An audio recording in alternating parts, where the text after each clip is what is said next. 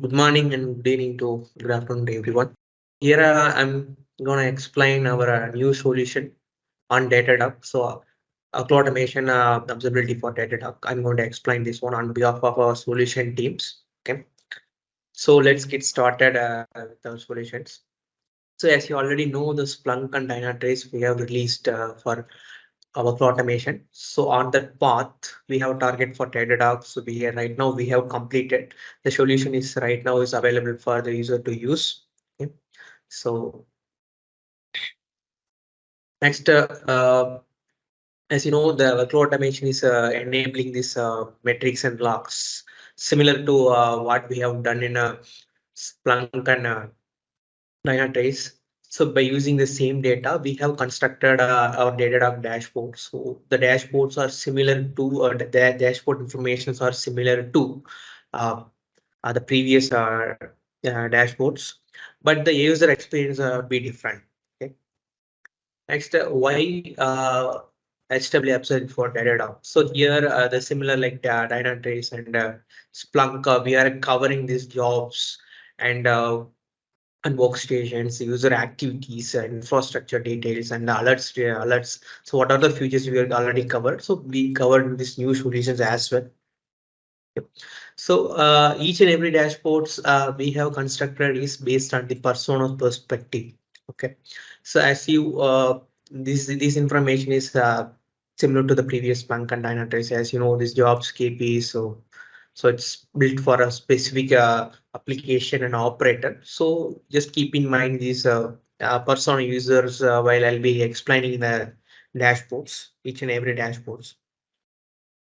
So next is about our navigation from our overall dashboard. This is our complete application dashboards navigation. So as you see, so each panel jobs like KPIs panel have an hyperlink below this. Okay, when you click this hyperlink, so it will open the new tab. So there I'll get this detailed view of each and every dashboard. Next, here I'm just gonna explain how this architecture of this Datadog solution. Okay, so as you see, this is the workload automation. Okay, so they are exposing two things. One is open metrics, next one is application logs. Okay, so then initially this would be installed on workload automation, as you know, installed on Kubernetes flavor. So there we in the infrastructure we install daemon set and Datadog cluster. Okay, so the daemon set, it will collect the logs automatically, discovers the logs from the workload automation and send it to the data cluster agent. So this act as a proxy and send it back to our Datadog SaaS. Okay, and the Datadog cluster agent, similarly, what it will do another extra operation like so as I said, open metrics workload automation exposed.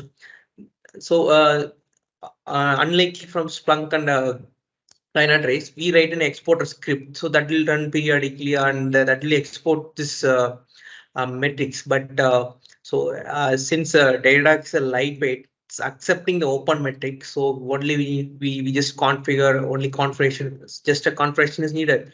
So then Datadog cluster agent is directly collecting these open metrics and then send it to this Datadog SaaS. So right now we have two kind of data. One is metrics that's collected via daemon set. Another is metrics collected via cluster agent and logs collected via daemon set. By using these two kind of data, two different data, so we have constructed our out-of-box dashboards. Okay, so this is the overall architecture of our application. Okay. Next, yeah, right now it's time for demo. Okay, I'll be navigating to our dashboard. Okay. So this is our enterprise Datadog. So once you get this access or permission for Datadog SaaS, okay, you will be landing on a page of this enterprise edition. So from there you will navigate to dashboard. From here, dashboard list. So when you select, so you kind of able to see the custom dashboards and the other integrations. So that's belong to Datadog dashboards as well from this page. Okay, here I have highlighted our out of box dashboards. Once you installed our solutions, you'll get this dashboard in here. Okay, so here overview dashboard is there. So I can able to go to the overview dashboard. From here, I can able to drill down to each and every dashboard. Okay, that's an possibility. Otherwise, if I want to directly go into this jobs and job stream, so I don't need to go into the overview dashboard and navigate there. I can right click and open a new tab. So that will be appear for me actually. So right now I'll be navigating through via our HW observability dashboard. Okay, and I click this one. And able to hide this. I'll get this detail view. So as you see, this is our main overview dashboard. Okay, there is no data, right? Let's see, past 1 hour, we don't have any data. Okay, right now. So this is a time frame I can able to adjust to see historical data also. Let's say I just put to 1 month. Yeah, okay. As you see, the data are appearing right now. Okay. Similarly, to Splunk and yeah, Dynatrace. So this is our overview dashboard. So this has a list of each and every dashboards. Okay, so you get able to see jobs and jobs in KP, the same small gist. So when I click this hyperlink, this is a button, the particular dashboard. Let's see, I can able to open the new tab. Okay, so two ways, go to dashboard list, from there I can open. So otherwise I can come here and drill down from here. Okay, so right now I have opened the jobs and job stream dashboard. Okay, let's see. Yeah, so this is a jobs and job stream. Right now I don't have any data, live data. So I'll be switching the time frame. So if it is connected and getting the live data, so we can set the time range to instead of 4 weeks, we can set to one days. So as you already aware of what is jobs and job stream. Okay, so workload automation will be exposing, creating the workload automation. We are creating jobs and job stream, right? So that will be based on the condition that will be moving from high risk to no risks. Okay, so we capture those data and we convert it into component. By using this dashboard, so you can able to see what is the high risk jobs and the related job streams also. Okay, and what are the daily execution of the jobs? So how much jobs are failing or waiting status, these kind of information, and totally abandoned jobs. So if the jobs is not going as a normal job, so be able to find the abandoned job, so by using this dashboard. Okay. So as I said, each dashboard is in the mind of persona. So mostly application developer operator use this jobs and dashboard. Okay, I'll be navigating next dashboard. So I'll be open every dashboard right now. Okay. Next, I'm going to explain KPIs. The time set for owner, I'll switch to different times to get some presentable data. Yeah. So KPIs and workstation dashboard. It's as you know this the workload automation is jobs and job stream that will be pushed into particular workstation. So the particular workstation and and and the workstation might be available sometimes or not available or different times.